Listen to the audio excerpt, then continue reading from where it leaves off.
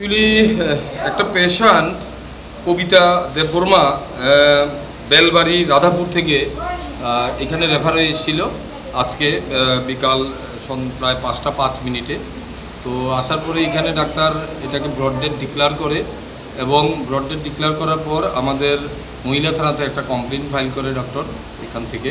তো আমাদের police officer মহিলা থানা থেকে মহিলা অফিসাররা এখানে আসে এটা পোস্টমর্টম অ্যারেঞ্জ করার জন্য। তো ডিজিজড পার্টি তারা হাজব্যান্ড এবং দোনো পরিবারের লোকই তারা পিএম করবে না বলে একটু সমস্যা হয়েছিল, তখন আমরা সবাই মিলে তাদের বুঝিয়েছি এটা পিএম করানোর জন্য। তো পরিশেষে তারা এটা মেনেছে আমাদের কথা।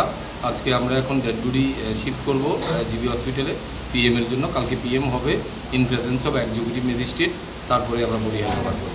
মানে কীভাবে কী কারণে কিছু কি প্রাথমিক? এটা অ্যাকচুয়ালি তাদের ফ্যামিলিদের ভার্সান অনুযায়ী বলছিল পেট ব্যথা নিয়েই তারা ট্রিটমেন্টের জন্য এনেছিল, কিন্তু ডাক্তারের সাথে কথা বলে দেখেছি উনি প্রায় 4 মাসের প্রেগনেন্ট আছেন। এখানে অন্য কোনো কিছু আছে কি না এই জন্যই ডাক্তার পিএম অ্যারেঞ্জ করে।